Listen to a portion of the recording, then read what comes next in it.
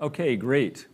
Well, nice to see all of you today. Thank you for coming. I know that those of you who want to hear this in Spanish, the translation is available, so if everyone's got their headsets working, that's great. It was almost exactly a year ago, I presented the club what we called a master plan, which was really a more aggressive plan, which really addressed the practice facilities of the club as well as the golf course with the idea of really maximizing the use of the property, returning the golf club to more of a championship kind of venue. But that necessitated, as we really looked at that, necessitated a change in the routing of the course, which this renovation plan now in response to the members saying, look, you know, it's okay, the practice facilities we have. It's all right if this golf club is more of a shot maker's, strategic kind of a golf facility, as opposed to the championship venue that Trent Jones would have designed in the mid-'60s. As we're all aware, technology's changed the game a lot and made courses shorter. Even as we get older, for whatever reason, we find the ability with this technology to hit the ball farther. So it's a good thing and a bad thing at the same time. Today, I just want to take you through just kind of where we are now. If you remember the master plan, there was a list of objectives in that particular plan, and that's really been scaled down to where we're really focusing more on agronomics, more so than maybe. Still within that objective is to rebuild the greens. I think you're all familiar with the issues of the greens, and the agronomist has been here and done reports and spoken about that over the past few years. Rebuilding bunkers. Let's see if I can get this. There we go. Improved drainage for more consistent playing conditions. That's something that we could do more. I mean, we could sand cap the golf course. We could do, a much more extensive program, but within the budget that we've been given, I think Jeff's done a really good job identifying the areas that he has issues with, and I think we'll see some real improvements there. Develop or rebuild tees, new drainage and sand profiles and things which will make the tee surfaces even better. One of the things that in the long term is a landscape plan, and we'll look at some of the landscape that exists today as we go through some of these pictures. Now that the houses are really dominant on the outside of the golf course, there's a lot of beauty that exists within the course itself, but along some of the perimeter areas, more shrubs, more trees and things on the outside. And then even the existing landscape, there's a lot of areas that really haven't been maintained, vegetation's overgrown, shrubs have become trees. And we'll look at some of that today as we go through some of these pictures. Issues such as consistency for paths, course furniture, signage, and so forth as a long-term look as well. One of the really fun things about Las Brisas is a very walkable golf course. Being a core golf course, I mean, you have the clubhouse elevated, but once you're out on the golf course, it's by and large a friendly walking course. So continue to promote that culture of walking. I mentioned already, shot making. Over length is really, I think, what this course is going to be about continually in its future. And then, responding to the impacts of technology in the last 50 years. Since Robert Trent Jones laid this out, driving distances have even for amateurs, have become to the point that a lot of the fairway bunkers, as he imagined them, aren't into play, and at least who they're in play for now are more the high handicap players, where they originally were in a position to be more for the low handicap players. So we'll address that as we go through this today as well.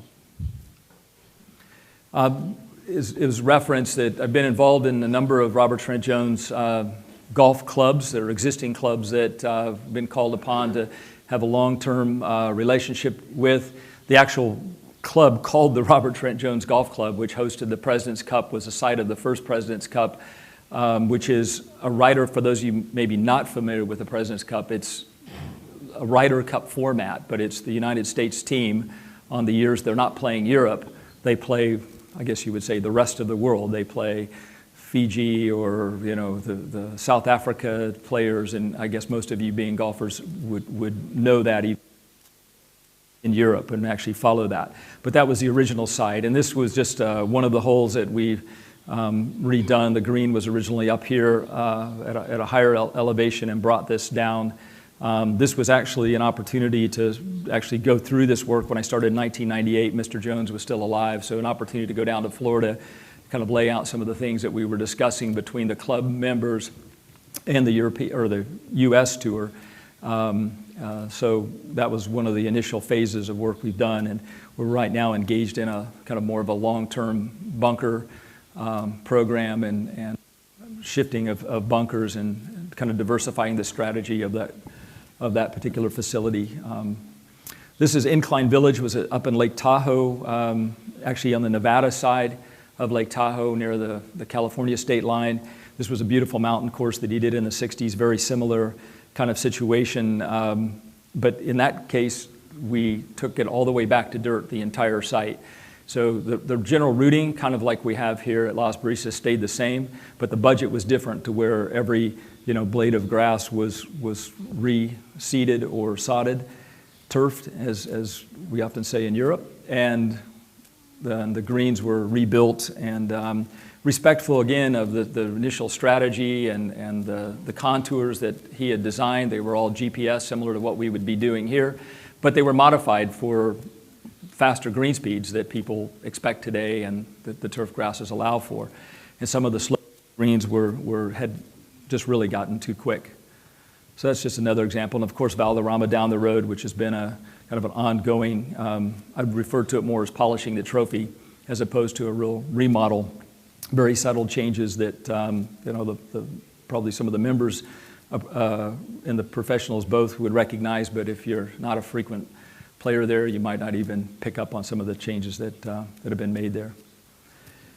So the approach here is really similar to some of these other Robert Trent Jones golf courses. As the greens are renovated, that at Las Brisas, that they would be a similar style of architecture to the existing greens. As you probably know, maybe an obvious contrast to Robert Trent Jones' style would be, let's say, a Pete Dye, kind of a famous style, which would be probably the other side of that. And so, but the as you would expect in a Trent Jones Senior design, the contour of the green surfaces would extend out and connect to the landforms, and that allows the green complexes themselves to have more of a natural or, to look sympathetic to the surrounding landscape. The philosophy, that kind of philosophy in Jones's style allows for a wide flexibility in pin positions. One of the things I really continue to ascribe to, even though I do many different styles of architecture, is designing greens with the easier, more benign pins in the center of the green, and then the challenging pins, whether that's rolling up a slope or rolling off, challenging pins with the greens. And so with that kind of green design, for championships, generally you like to put the pins in the corners of the greens, which are generally more difficult. And if the contours are more difficult, you can take the same golf course and really vary the difficulty of it just by the setup of the course. In certain days, you may want to have all the pins in very easy positions because that's the level of play you have on the golf course. Other days, you may want to mix them up with a few difficult, a few easy, probably what you would normally do. And then, of course, for a club championship or some other kind of event, you can really create very difficult kind of pins if you choose to do that. The average green side of the new size is 565 meters squared, which is very comparable to what you have now. The existing greens, we're going to GPS those greens. In fact, they've already been GPSed.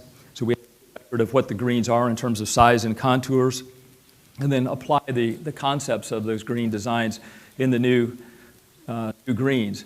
Thing to keep in mind is that the new varieties of turf grass and the greens that you have, and I think you've already seen the work that Jeff's done in removing the thatch from the greens you have now, those greens will allow for tighter mowing. Greens are going to have be more consistent, faster green speeds.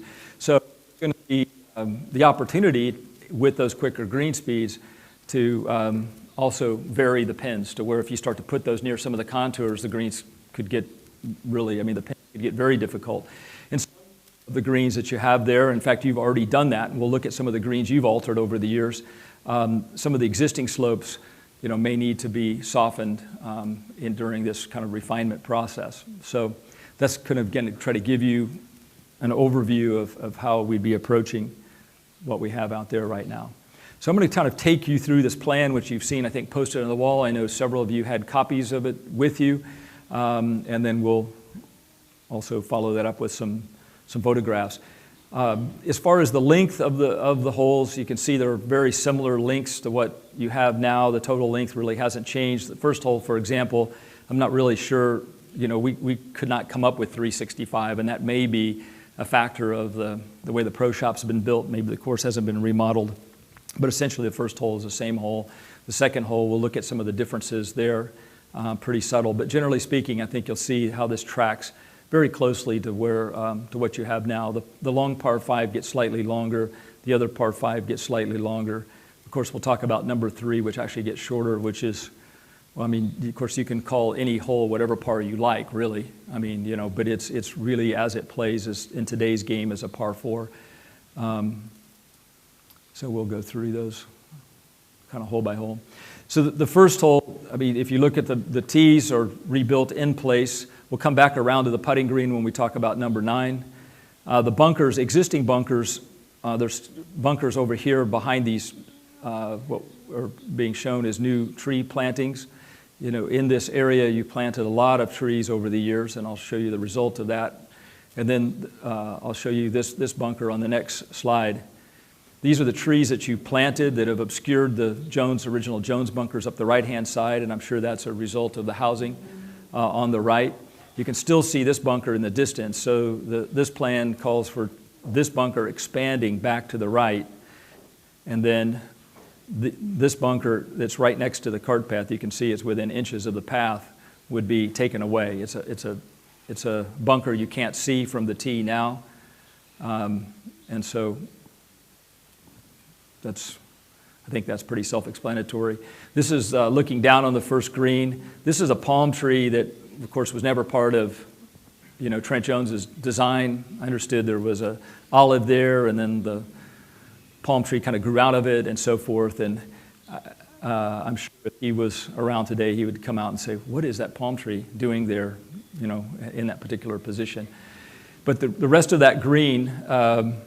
Even though the lake has been changed, the rest of the green looks pretty original, and really the concept of the green is not anticipated to change. The second hole, back tee added here, itself actually gets lowered as the green gets lowered, which I know many of you have voiced kind of complaints about the green being artificially high. That was, from what I was told, was at one time a very tilted green, that as the green speeds got quicker, that it became unplayable. Some of you probably know or were involved in that process. But from, I think by all accounts, that'll be a very popular change to lower that green somewhat. And in the pictures, I'll show you what that looks like. So some of that length is lost as the green comes lower. It's picked back with some of that length is picked back up with a back tee. How many meters are supposed to lower the green? I'm going to show you the next picture. Let's see, I'll try to, then I think everybody will see it if they see the picture.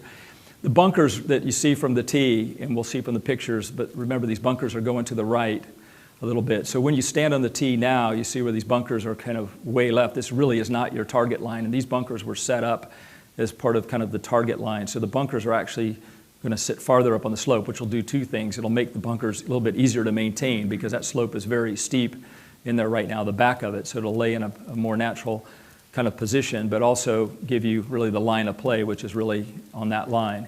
And then this is kind of a redundant piece of fairway over there.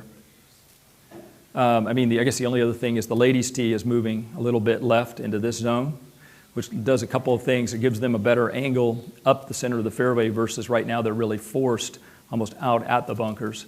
But then also it allows us to look at, doing some, whether that's another palm kind of idea, but some type of vertical element tree of some type here up this left-hand side.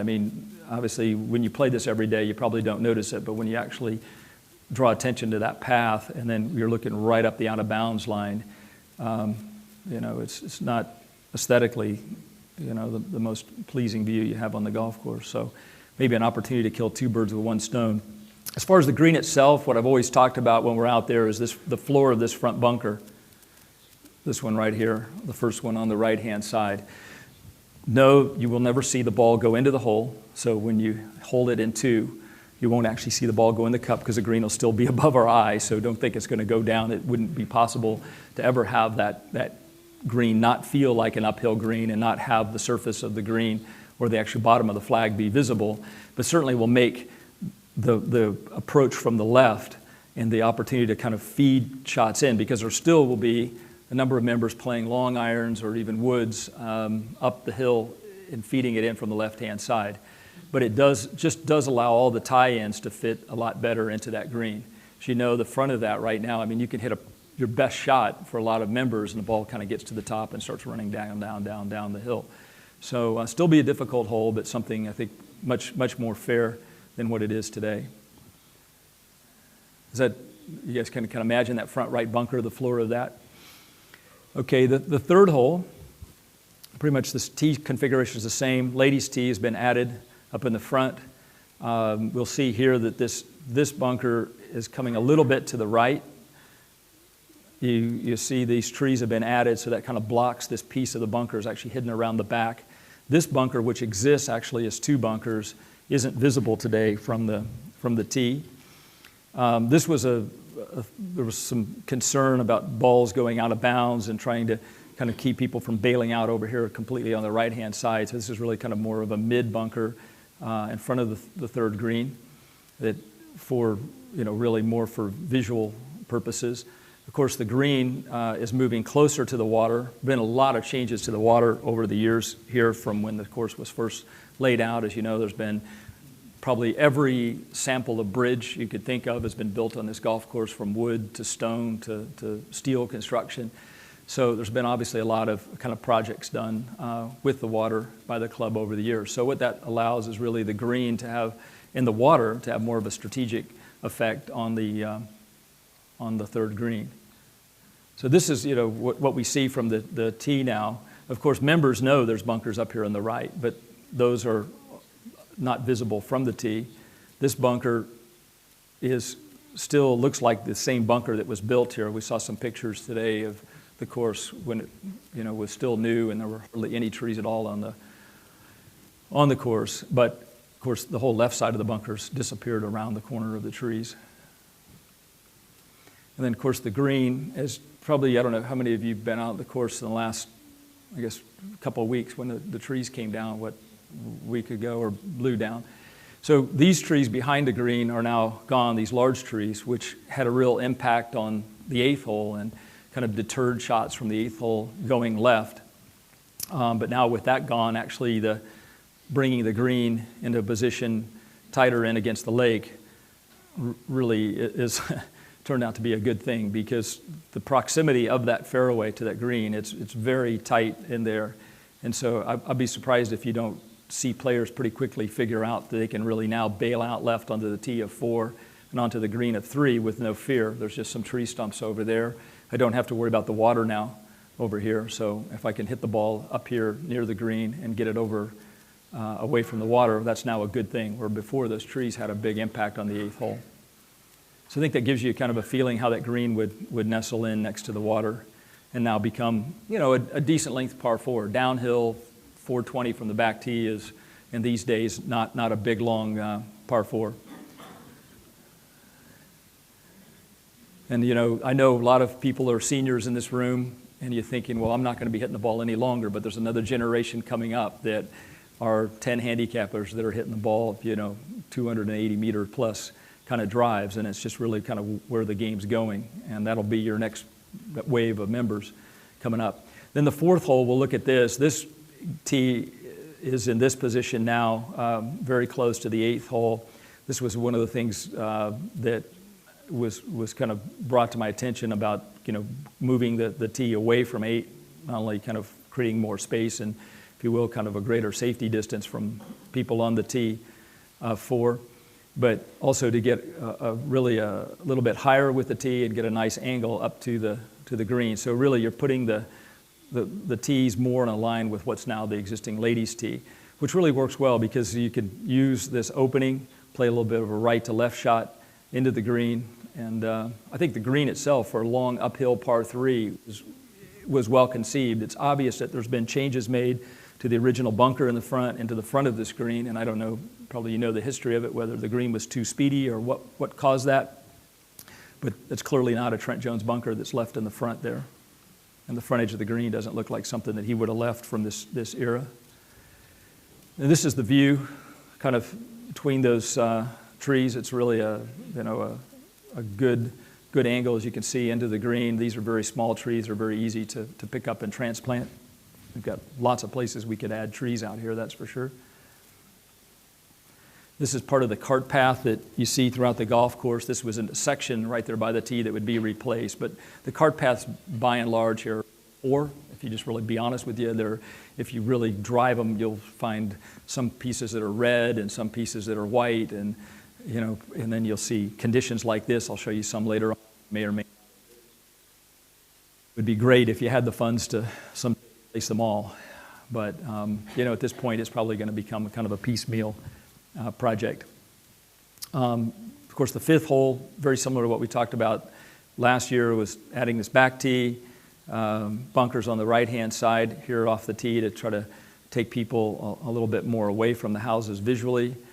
These bunkers are way up around the corner, and I'm not sure how open this all was when the course was being designed, or what had in mind with those, but those are really kind of hard to imagine anybody really gets in there, whether you rake those maybe once a year. And then these bunkers exist up here in this particular part of the hole, and it's what we'll see from the tee. And of course, the rest of the hole is pretty much as it is. This was kind of one of the first things I remember when we kind of came out and went hole by hole, how shocked I was to see the real lack of concern whenever this tee was built here for people playing from the back tee.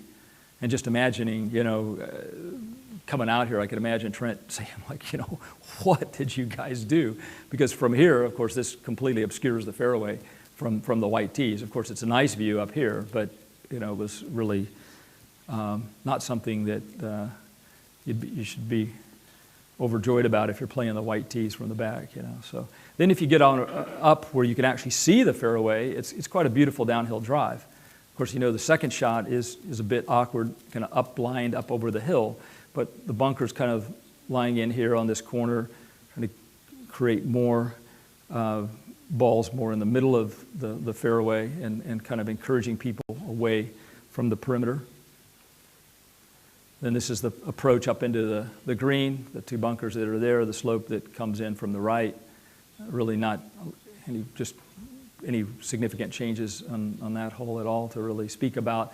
Of course, this is kind of a theme throughout the golf course, or the lack of drainage in the bunkers and what happens. This just happens to be on that particular fifth hole, but you find this kind of throughout the golf course. Same things as you get into the green cavities, how the greens would be constructed in the 60s. I could just about imagine what we're going to find when we get in there, having dug up some of those greens over the years and rebuilt them. So it'll be a real opportunity to improve the drainage, improve the agronomics all the way through the course. The sixth hole is conceptually the same hole, has a back tee to get the landing area to where you can hit a little bit longer club before you get into the water up here. The bunker's extended so you can get a better view of this, what's kind of a blind. I mean, you can see the top of the hazard stakes, and then of course the green's in the same spot, and I'll explain the lake here getting lowered when we see this. So this is, the view, of course, now. And, of course, to know where the water is exactly, it's really hard to believe there is any water when you look at the picture. This is also something, obviously, would be better on that side of the path versus kind of in line of the view. I mean, if you take that picture, you say, well, how come that's there? But you feel like you would, from the tee, should be able to even see the lake that's up on the left, which you don't even from the tee, much less as you drop down to the fairway where you see this bunker and then you see kind of a ring of stakes. But to be able to drop this water down, to have the bunker come back, so from the tee you'll know where that hazard line is. You'll also be able to see the edge of the green on the water, which will be very good. And then, of course, as we're rebuilding this green in this pond, all of these ties, and this is kind of an ongoing thing that you're probably going to have to just budget for, because a lot of this railroad tie work is now decaying. I mean, you can see how hollow a lot of these are in places they're starting to lay over. Here, that part of the lake, and there is just literally, half a meter deep, most of it, maybe a meter deep, So there's a lot of opportunity to be able to get kind of a little bit deeper and cleaner water there on that edge. So that's pretty much what's happening there. No real changes to the green or bunkering concept at the green. This is kind of a good example of what you do find here at Las Brisas. I know at one time looks like there was a lot of interest in the trees and shrubs and a lot of care given, and then over time things have just kind of been left. And I mean, that's growing on a sharp angle up kind of by 7T that has a marker as though it was a special tree in somebody's mind at one time to note this particular Latin name and common name of the tree.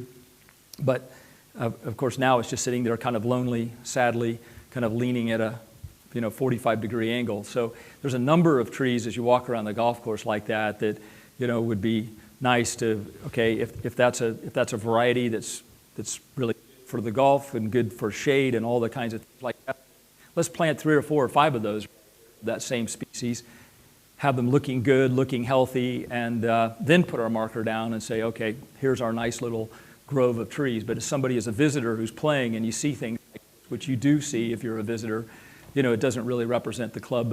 It's particularly what appeared to be at one particular point in time a kind of a passion that somebody had for this kind of arboretum experience.